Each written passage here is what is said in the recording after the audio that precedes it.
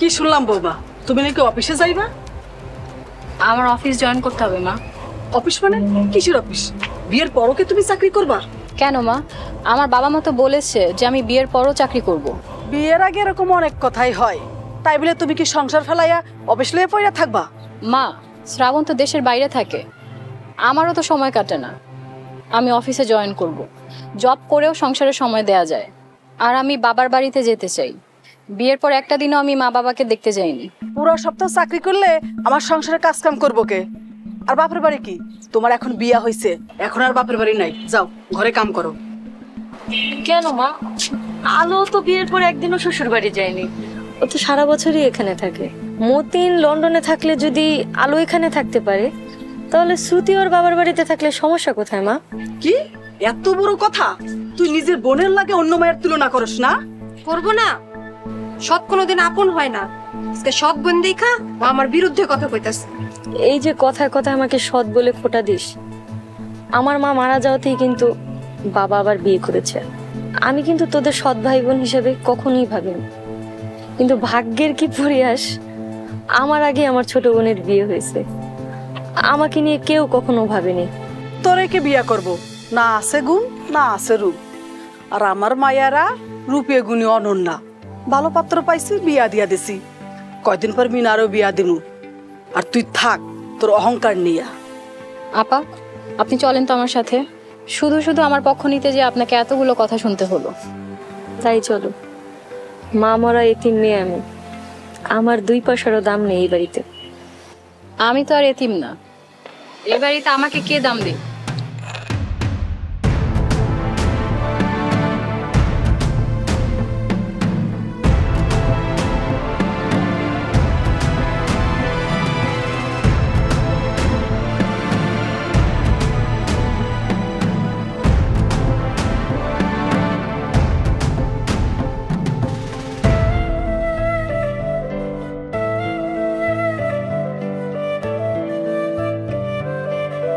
এত মোটা করে কেউ পেঁয়াজ কাটে?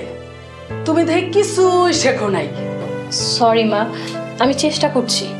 পেঁয়াজ কাটা হইলে ননদ ননাসের ঘরগুলো ঝাড়ু দিবা, ওদের কাপড়গুলো গুছাই রাখবা। 3 দিন ধরে আমার কাপড় চোপড়গুলো পরে আছে, একটা কাপড় ভাঁজ করেনি।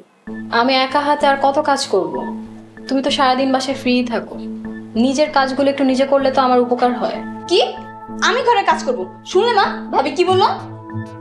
তোমার কত বড় সাহস, তুমি আমার মায়ের কামের কথা কও? তোমার আনছি কেন? তুমি থাকতে আমার মায়ের কাম করবো কেন? পোলারে বিয়া দিছি সংসারে কাজ কাম করানোর জন্য, বসায় বসায় খাওয়ানোর জন্য না। এসব কি বলছেন মা? বিয়ে কি শুধু ঘরের কাজ করার জন্যই হয়?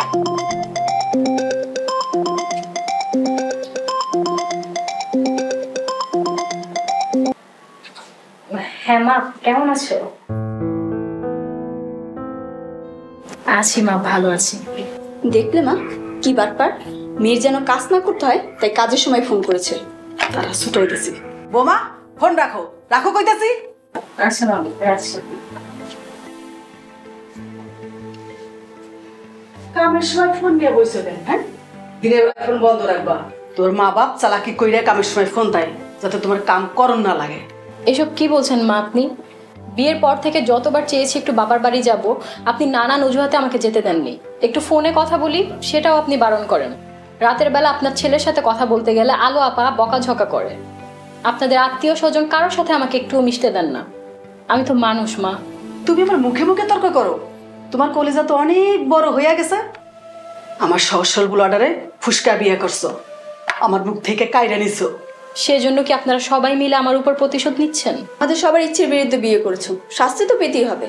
কোথায় চেয়েছিলাম আমার ভাইকে গ্রামের একটা সহজ সরল মেয়ে দেখে বিয়ে করাবো, আর কোথায় শহরে একটা খারাপ চরিত্রের মেয়ের সাথে বিয়ে করে নিয়েছে। শহরের মেয়েরা শুধু পীড়িত করেই বেড়ায়, খারাপ চরিত্রেরই হয়। মুখ সামলে কথা বলো। শহরের মেয়েদের চরিত্র খারাপ? শহরের মেয়েরা প্রেম করে বেড়ায়? তুমি তো গ্রামের মেয়ে, তুমি কেন এর ওর সাথে প্রেম করে বেড়াও? একজনের সাথে সম্পর্ক থাকলে তাও একটা কথা ছিল। মা শুনে কি বলো ভাবি, তুমি কিছু বলছো না কেন? আমার মেয়েরা ধম করার ফল তুমি পাইবা। দাঁড়াও, শ্রাবণের কল দিতাছি। তোমার কত বড় সাহস, তুমি আমার মায়ের চরিত্র নিয়ে কথা কও? ইচ্ছে করছে গলা টিপে মেরে ফেলি। কি এত বড় সাহস তোমার? তুমি আমার গলা টিপে মারবে? আসো মারো। সাহসে দেখেছো কি, আমার ভাইকে আমাদের থেকে আলাদা করে দিয়েছো। আবার আমার চরিত্র নিয়ে কথা বলছো? তোমাকে খবরদার মিনা, ভালো হবে না বলে দিচ্ছি। কি এত বড় সাহস তুমি? কবি না সাইডা দে, ওটা ঝামেলা হলে পুলিশে ধরে নিয়ে যাবো। শুধু তোমার জন্য ছেড়ে দিলাম, নয়তো ওকে আমি মেরে ফেলতাম। চল তুই চল। এইটা কোনো